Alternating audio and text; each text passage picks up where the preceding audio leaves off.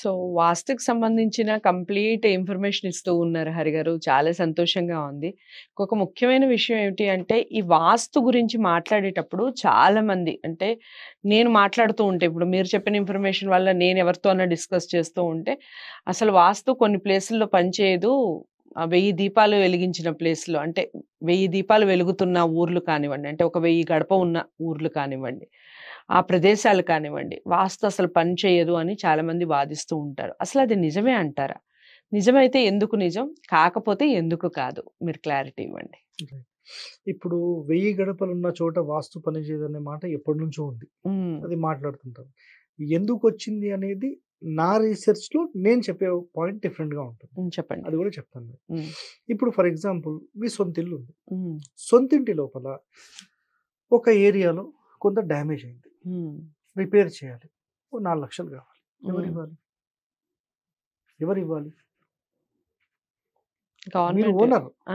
మీరు మా ఓనర్. ఇంట్లోనా? మీ ఇంటి లోపల ఒక ఓకే. ప్లేస్‌లో డ్యామేజ్ అయింది. మొత్తం ఆ మేమే పైప్ లైన్స్ ఇవ్వాలి. మీరే ఇవ్వాలి. రైట్. హ్మ్. మీరు, మీ స్నేహితులు లేదంటే మీ ఇంకొక బంధువులో, మీ అక్కనో, చెల్లో హ్మ్. హ్మ్. మీరిద్దరు కలిసి కట్టుకున్నారు. హ్మ్.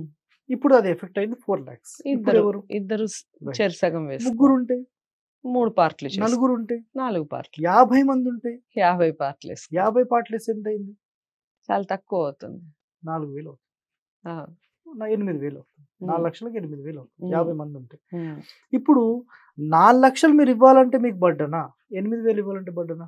8,000 ఇవ్వాలంటే తక్కువ అవుతుంది. 4,00,000 అయితేనే బర్డెన్ అవుతుంది బర్డెన్. కామన్‌గా. ఇప్పుడు ఇక్కడ చాలా సింపుల్‌గా హ్మ్. ఆన్సర్ ఏంటంటే, ఎక్కువ మంది ఉన్న చోట ఏదైనా డ్యామేజెస్ జరిగినా, ఏదైనా కరెక్షన్స్ చేయాలన్నా, ఏదైనా మార్పులు చేయాలన్నా, అప్పుడు ఖర్చు ఏమవుతుందంటే డివైడ్ అవ్వడం వల్ల ఆ వాస్తు దోషం అందరికీ లెవెల్ వెళ్ళిపోతుంది అనేది ఒక కాన్సెప్ట్. హ్మ్. హ్మ్. దీంట్లో ఇంకా అంతరార్థాలు లోపల డెప్త్‌కి వెళ్దాం. హ్మ్.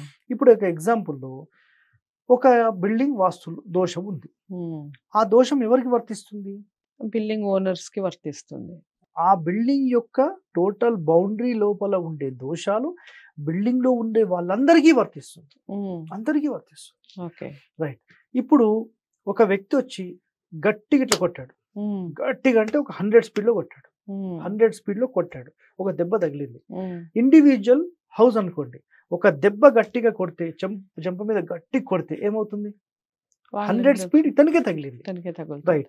100 మెంబర్స్‌కి ఈ స్పీడ్ కొట్టాలి. హ్మ్. ఇట్లా అంటాడు అంతే. ఇది మీకు దెబ్బ తగిలిందా? తగలదు. తగిలింది. సో 100 మంది ఉన్నప్పుడు ఏమైతుంది? వాస్తు దోషం 100 మందికి డివైడ్ అయిపోతుంది. రైట్.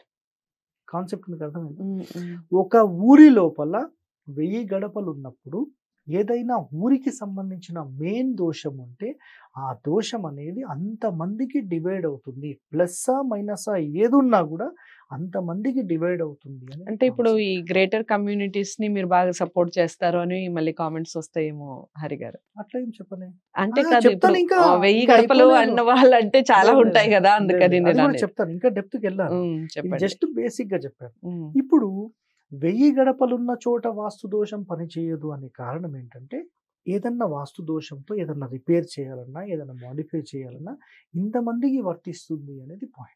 ఒకటోది. హ్మ్. ఇప్పుడు ఏ ఇంటికి సంబంధించిన వాస్తు దోషం అనుభవించాల్సింది వాళ్ళే.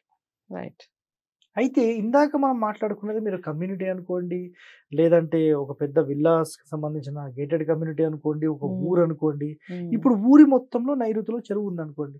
హ్మ్. ఆ ఊరి ఫెయిల్.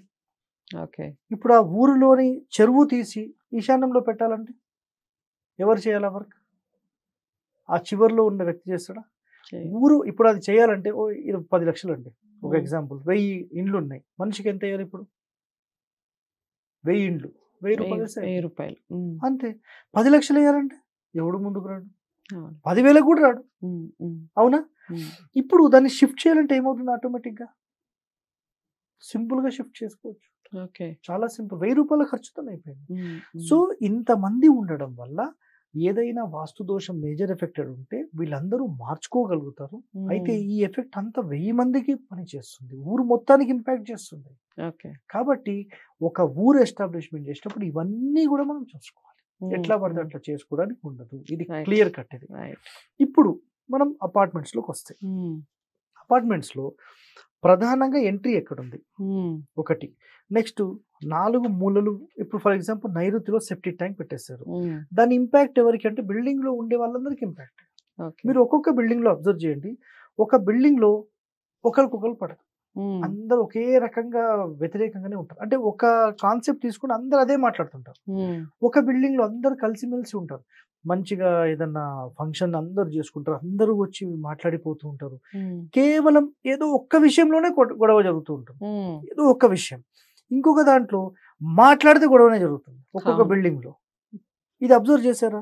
అంటే ఆ బిల్డింగ్ లో ఎలాంటి దోషాలు ఉన్నాయో అది బిల్డింగ్ లో ఉండే వాళ్ళందరికీ ఇంపాక్ట్ అవుతుంది. ఒక బిల్డింగ్ వాళ్ళందరూ ఎందుకు కలిసిమెలిసి ఉంటున్నారు? ఇప్పుడు వినాయక చవితి వచ్చింది, ఏదైనా వస్తే అందరూ వస్తారు. ఇంకొక బిల్డింగ్ లో 50% అట్లుంటారు, 50% ఇట్లుంటారు, ఉంటారా?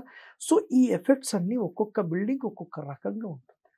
సో ఈ ఇంపాక్ట్స్ అన్ని కూడా ఏమవుతాయంటే మనకు 1000 గడపలు ఉన్న చోట దోషం ఎప్పుడు ఉండదు అంటే ఇవన్నీ డివైడ్ అవుతాయి కాబట్టి ఫుల్ ఎఫెక్ట్ ఒక్కరికి ఉంటుంది.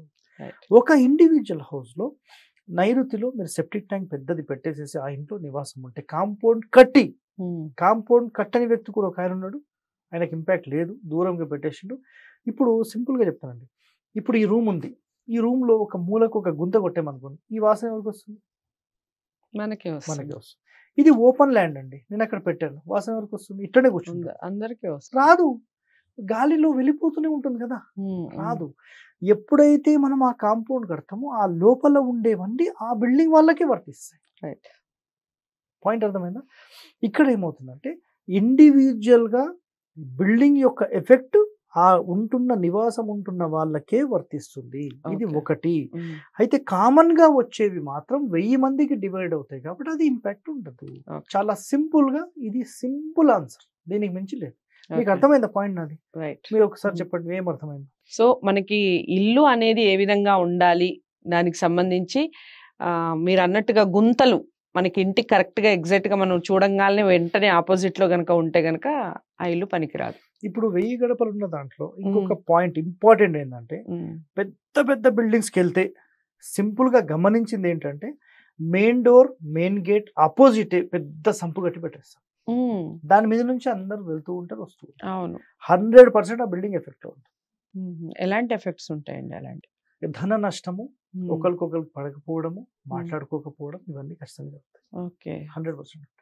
మళ్ళీ ఇంటి వెనకాల గొయ్యి, ఇంటి వెనకాల ఉండొద్దు, దక్షిణంలో ఉండొద్దు, ఇవన్నీ కండిషన్స్. ఈ రెంట్ కుంటే కూడా ఇలాంటివి ఉంటాయండి? ఖచ్చితంగా. ఇప్పుడు మీకు రెంట్ కార్ ఇస్తాను, నేను బ్రేక్ తీసేస్తాను, ఎవరికి ఎఫెక్ట్? ఫస్ట్ నాకే పడుతుంది. అట్లా ఇక్కడ ఏమవుతుందంటే రెంట్ ఉండే వ్యక్తులకు ఎక్కువగా ఇంపాక్ట్ వస్తుంది, కానీ అతనికి ఎప్పుడు ఇంపాక్ట్ కాదు అంటే ఇప్పుడు కార్ కొన్నారండి మీరు, సింపుల్ గా మాట చెప్తారు, కార్ తీసుకున్నారు, రెంట్కి తీసుకున్నారు, బ్రేకులు సరే ఏం ఫాల్తు బండి ఇచ్చినారో పక్కకి పడేసి తాళం ఇచ్చేసి వెళ్ళిపోతారు, అప్పుడు మీకు ఎఫెక్ట్ ఎవరికి? వాడికి. ఇప్పుడు ఇంటి లోపల ఉండే వాళ్ళు ఎలా ఉంటున్నారు, ఎలా మాట్లాడుతున్నారు అనే దాని మీద ఉంటుంది. ఇప్పుడు ఇక్కడ ఏమైనా వాస్తు దోషాలు ఉంటే మాకే వస్తాయేమో అని భయపడుతూ ఉంటారు కదా, వాళ్ళకు వచ్చేస్తాయి. ఎవరైతే ఏదైతే నాకెందుకు, నా కిరాయిలు ఇది కాకపోతే వేరే ఇంటికి పోతా అని అనుకోండి, వాళ్ళకి సంబంధం. మన మనసే అది ప్లస్ మైనస్ తెలిసిపోతుంది. సింపుల్. సో చాలా చక్కగా చెప్పారు. ముఖ్యంగా మనం చాలా మందికి డౌట్ ఉంటుందండి, అంటే మనం ఇల్లు కట్టుకునేటప్పుడు కానివ్వండి, ఏదైనా ప్లేస్కి వెళ్ళినప్పుడు కానివ్వండి, ఇక్కడ వాస్తే పని చేయదు, ఎందుకంటే ఇన్ని ఇల్లులు ఉన్నాయి కాబట్టి ఇక్కడ పని చేయదని మాట్లాడే వాళ్ళని చాలా మందిని చూస్తూ ఉంటాం. నిజమా కాదా అనే దానికి ఈ వీడియో చాలా క్లారిటీ. తప్పకుండా వీడియోని ఫస్ట్ నుంచి లాస్ట్ వరకు వాచ్ చేయండి. మీకు ఇంకా ఏమైనా డౌట్స్ ఉంటే కనుక స్క్రీన్ మీద కనపడే నెంబర్కి కాల్ చేస్తే హరిగారు మీతో మాట్లాడటం, మీకు అపాయింట్మెంట్ ఇవ్వడం జరుగుతుంది. కామెంట్ బాక్స్లో కూడా తెలియజేయచ్చు. నెక్స్ట్ ఎపిసోడ్లో కామెంట్స్కి సంబంధించిన క్వశ్చన్స్ కూడా మాట్లాడటం జరుగుతుంది. సో అందరికీ నచ్చింది అనుకుంటున్నాను వీడియో. లైక్ చేసి షేర్ చేయండి, ఛానల్ని సబ్స్క్రైబ్ చేసుకోండి. మరి ఇలాంటి మంచి మంచి టాపిక్స్తో వాస్తుకు సంబంధించి మళ్ళీ మీ ముందుకు వస్తాను. అంతవరకు సెలవు, నమస్తే.